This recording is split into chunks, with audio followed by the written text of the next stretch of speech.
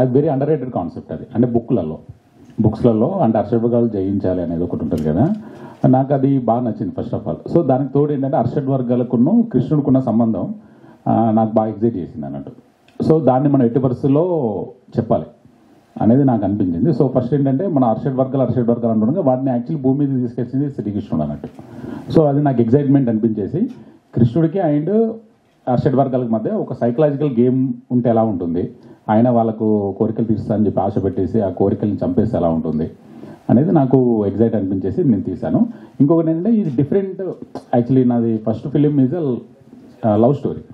తర్వాత దానికి అపోజిట్లో ఏం తీద్దామనే ఆలోచనలో నాకు ఈ స్టోరీ తట్టింది. టోటల్ కాంట్రాస్ట్గా ఏమైనా తీద్దాం అంటే ఇంకా అసలు అంటే ఎక్స్పెక్ట్ చేయని జానర్ ఏమైనా తీద్దాం అనుకున్నప్పుడు నాకు ఇది lord Krishna versus Arshad Vargas. So రెండింటి మధ్యలో ఒక బ్యూటిఫుల్ సైకలాజికల్ గేమ్ పెడదాం అనేది అనుకున్నాను. That is my high point అన్నట్టు.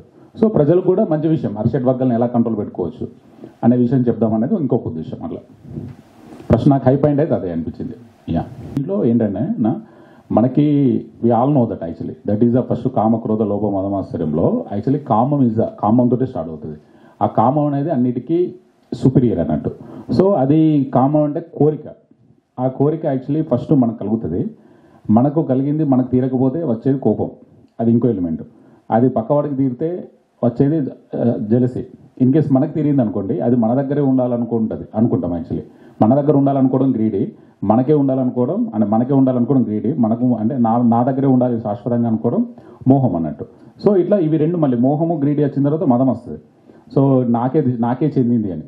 సో ఇట్లా ఏంటంటే ఆ కామం దగ్గర నుంచి కోరిక దగ్గర నుంచి అన్ని స్టార్ట్ అవుతుంది. Actually this is a main. Actually ఆ కామాన్ని మనము మెయిన్ కోరిక రాకుండా మనం జాగ్రత్త పడితే మిగతా అన్ని సెట్ అవుతాయి. యాక్చువల్లీ ప్రెస్ మీట్ చూసాము. ఇప్పుడు సినిమాకి సంబంధించిన డైరెక్టర్ గారు అండ్ హీరో గారు మనతో పాటు ఉన్నారు. అన్న నమస్తే. ఫస్ట్ ఆఫ్ ఆల్ సక్సెస్ సాధించిన మీ మూవీకి అండ్ మీ టీమ్కి సో మా కేఆర్ భారత్ నుంచి కంగ్రాచులేషన్స్ అన్న. ఇలాంటి సక్సెస్లు మరిన్ని రావాలని కోరుకుంటున్నా. అయితే హరి అనేసి ఏదైతే మీరు శత్రువు అనేసి పేరుని అరిషడ్ వర్గాల్ని చాలా బాగా చూపెట్టారు. సో ఎక్కడి నుంచి నాంది పడింది అంటే చిన్నప్పటి నుంచి ఇలాంటి బోధనలు ఉంటేనే సినిమా రంగంలోకి వచ్చాక కూడా అంటే డబ్బుల సైడ్ వెళ్ళకుండా ఏదో మెసేజ్ ఓరియంటెడ్గా తీసుకెళ్లాలనేసి ఒక భావన వస్తుంది. సో మీకు ఎప్పటి నుంచి బీజం పడింది ఇది? అంటే ఇది నాకు చైల్డ్హుడ్ నుంచి కూడా అన్న. యాక్చువల్లీ మన అర్షడ్ వర్గాల గురించి చిన్నప్పటి నుంచి చెప్దామండి. అంటే యాక్చువల్లీ మన ఈ హైందవ సంస్కృతి అంటే మన హిందూ సంస్కృతి అనేది నాకు కొంచెం ఇన్బిల్ట్ ఉంది. అది సో మనలో ఉన్న భావాలు మనం చెప్దాము అనేది నాకు అనిపించింది. సో ఇక మనం డైరెక్టర్ అయ్యాం కాబట్టి సినిమా రూపంలో చెప్పాం, లేదంటే బుక్ రూపంలో చెప్పామండి 100%. సో ఇంతమంది క్యారెక్టర్స్ని ఒకేసారి తీసుకొచ్చి ఇందాక ఒక సీనియర్ జర్నలిస్ట్ గారు అడిగినట్టు ఒకే మనిషిలో ఇవన్నీ ఉన్నాయనేసి చూపెట్టవచ్చు కదా. అలా కాకుండా ఇంతమందిని, అది కూడా సాయి కుమార్ గారి దగ్గర నుంచి ప్రతి ఒక్కరిని ఒక్కొక్క డిఫరెంట్ క్యారెక్టర్ని తీసుకున్నారు. సో ఎందుకు అట్లా?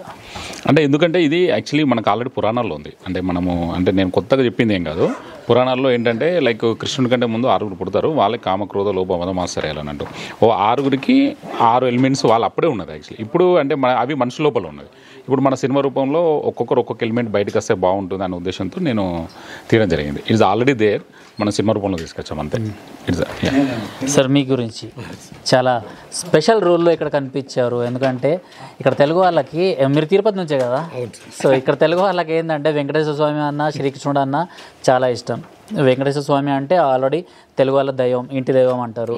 అంటే శ్రీకృష్ణుల వారు వచ్చేసి ఇక్కడ ఎన్టీ రామారావు గారు ఇచ్చిన ఒక దైవం. సో అలాంటి క్యారెక్టర్లో మీరు కనిపించారు. ఎలా అనిపించింది sir? It's a very beautiful feeling sir. మనకి ఒక టెంపుల్కి వెళ్ళి యాజ్ చెప్పినట్టుగా ఆ పాజిటివ్ వైబ్రేషన్స్ ఏదైతే ఉంటాయో ఆ పాత్ర చేసేటప్పుడు నేను ఫీల్ అయ్యాను. అండ్ ఇట్స్ అది ఆ ఎమోషన్ ఎలా డిస్క్రైబ్ చేయాలో నాకు క్లియర్గా వర్డ్స్ రావట్లేదు, కానీ it's a beautiful feeling sir. And I thank J for that, నాకు ఆపర్చునిటీ ఇచ్చింది. మీ ఫీచర్స్ కూడా కొంచెం సుమన్ గారితో అండ్ ఇటు సిరివెన్నెల హీరోతో అంటే పాత బెనర్జీ గారితో కలుస్తాయనేసి చాలామంది కామెంట్ సెక్షన్లో అడుగుతుంటారు. సో వాటిని అంటే మీ ఫ్యామిలీ వాళ్ళు కూడా చెప్పినరా ఎప్పుడైనా? చెప్పారు సార్. అంటే మా family, I mean not my mom and dad, కానీ నాకు కజిన్స్, ఫ్రెండ్స్, లేకపోతే ఎవరైనా చుట్టాలు వచ్చినప్పుడు ఇలా ఉంటాడు కదా మీ అబ్బాయి, అలా ఉంటాడు కదా మీ అబ్బాయి అనేసి అంటూ ఉంటారు. సో అమ్మ చెప్తూ ఉంటుంది ఇది అలా అన్నారని. అప్పుడు నేను పెద్దగా తీసుకోదు. ఇట్స్ ఓకే, మామూలుగా కూడా జనరల్గా ఎవరినైనా పోలుస్తూ ఉంటారు కదా వేరే వాళ్ళతో కూడా. సో అలా అనుకున్నాను. But when my movies went to the audience, నిజంగా వాళ్ళ పర్సెప్షన్ అలా ఉందా అనేది, వాళ్ళు అనుకుంది నిజమని కొద్దిగా I thought of it. But it's good feeling వాళ్ళ నెగిటివ్. మీరు చదువుకున్నది ఎక్కడైనా యూఎస్లోనా? సార్ నేను పుట్టింది తిరుపతి, బ్రాటప్ ఇన్ బెంగళూరు. నా మాస్టర్స్ చేసింది యూఎస్లో సార్. యూఎస్లో అంత పెద్ద అంటే మాస్టర్స్ అదంతా బయట కంట్రీలో చేసిన తర్వాత ఇక్కడికి వచ్చి తెలుగు సినిమాలో ఇక్కడ ఏదో ఒక మూవీలో మనం కనిపించాలి అండ్ ఇది మీ ప్యాషన్ చిన్నప్పటి నుంచి లేకపోతే? లేదు సార్, చిన్నప్పటి నుంచి నాకు మూవీ అనేది ఒక passion. Basically movie buff sir. Actor అనేది సీడ్ అనేది తర్వాత ఉండొచ్చేమో during the process, but initially it was all about watching lot of films, irrespective అది మంచి film bad film what ever it is, సినిమాలు చూడాలి. ఇదే ఒకటి అక్కడి నుంచి స్టార్ట్ అయ్యింది. యూఎస్కి వెళ్ళిన తర్వాత ఎలా స్టార్ట్ చేద్దాము, ఒక యాక్టర్ అవ్వాలంటే హౌ టు స్టార్ట్ అనేది నాకు I was totally blind. But okay, let me take one biggest risk అని చెప్పి, కోర్స్ ఇది మళ్ళీ చెప్తున్నాను, ఇది మా పేరెంట్స్ సపోర్ట్. బికాజ్ అంత డబ్బులు ఖర్చు పెట్టి యూఎస్కి వెళ్ళి చదివి ఇంకా లోన్స్ కూడా క్లియర్ కాకుండా పేరెంట్స్ అయినా కూడా పర్వాలేదు నువ్వు రా మేము సపోర్ట్ చేస్తాం అనేది, అది నాకు గాడ్స్ బ్లెస్సింగ్. సో నా parents are God in this aspect. వాళ్ళు వచ్చి నాకు సపోర్ట్ చేశారు and the journey was beautiful sir to become an actor. Sir final question, cinema అంతా బాగానే ఉంది, సినిమా బాగానే నడుస్తుంది అనుకునే టైంలో సో ఒక కాంట్రవర్షియల్ స్టేట్మెంట్ అన్నది బయటకు వచ్చింది. సో శ్రీకాంత్ గారు ఎప్పుడో మాట్లాడిన దానికి ఇప్పుడు అటాచ్ చేసి గాంధీజీ గారితో ఇదంతా అండ్ అదే టైంలో మీ సినిమా రిలీజ్ అవ్వడము, మీ పోస్టర్లను చించేయడము, సో ఇలాంటివన్నీ కొన్ని మైనస్ చేస్తున్నాయి సినిమాకి, మీరేమంటారు? యాక్చువల్లీ ఆ ఇష్యూకి మాకు ఎలాంటి సంబంధం లేదు, యాక్చువల్లీ సినిమాకి సంబంధం లేదు. బికాజ్ యాక్చువల్లీ శ్రీకాంత్ అయ్యంగారు గారు ఆయన ఇండివిజువల్ ఒపీనియన్ అని చెప్పారు. బట్ ఆ ఒపీనియన్ని మా సినిమా మీద రుద్దడం అనేది కొంచెం వాస్తవం అనైతికంగానే ఉంది. యాక్చువల్గా దట్ ఈజ్ అనైతికల్. యాక్చువల్లీ అది మీరు ఎవరన్నా వాళ్ళకి ఏ నాయకులైనా కూడా ఆయనతో పర్సనల్గా చూసుకోవాలి.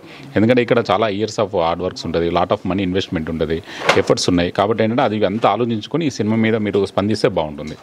సో ఏంటంటే అది శ్రీకాంత్ అయ్యంగారు ఆల్రెడీ క్షమాపణ చెప్పారు, ప్లీజ్ స్టాప్ అంటే అలాంటి ఒక మీరు చేసే ఇష్యూస్ అవ్వచ్చు ఆపితే బాగుంటుందని నా రిక్వెస్ట్ స్పెషల్గా. పేపర్ బాయ్ ఇప్పుడు ఆరి నెక్స్ట్ రాబోయే సినిమా ఎలా ఉండబోతుంది? యాక్చువల్లీ నెక్స్ట్ థ్రిల్లర్ థ్రిల్లర్ తీస్తున్నా. అది ఖచ్చితంగా కొంచెం దానికి స్క్రిప్ట్ అంతా రెడీ అయిపోయింది, ఖచ్చితంగా డిసప్పాయింట్ చేయకుండా అవుతుంది. ఇప్పుడు 2 ఫిలిమ్స్ లానే కొంచెం మంచి ఎంగేజింగ్గానే ప్లాన్ చేసుకున్నాను, అది బాగుంటుందని అనుకుంటున్నాను. ఇక అది మీరు చూసి చెప్పాలి. మీరిద్దరు కలిసి సినిమా ఎవరైతే ఇక్కడ వీక్షకులు ఉన్నారో వాళ్ళకి ఏం చెప్పాలనుకుంటున్నారు? ఆడియన్స్కి నా రిక్వెస్ట్ ఏంటంటే హ్యారీ మూవీ చూడండి and whether it is good or bad మాకు కమ్యూనికేట్ చేయండి. మా టీంలో ఎవరికైనా కమ్యూనికేట్ చేస్తే ఒకవేళ మేము తప్పులు ఏమైనా చేసి ఉంటే we'll think it as an opportunity to correct our selfs so that next ఫిలింలో మేము బెటర్గా చేయగలుగుతాము. అసలు ఫీడ్బ్యాకే లేకపోతే చేసిన తప్పులు కూడా ఐడెంటిఫై కాదు. This is our aspect. కానీ మీకు మూవీ చూస్తే మాత్రం ఒక స్మాల్ ట్రిగరింగ్ పాయింట్ వస్తుంది. Any weaknesses whatever you have ఒక చిన్న ఆపర్చునిటీ ఉంటుంది మీకు, like to identify diagnose your weaknesses and దాన్ని ఎలా అదుపులోకి తీసుకోవాలి, ఎలా కంట్రోల్లోకి తీసుకోవాలి.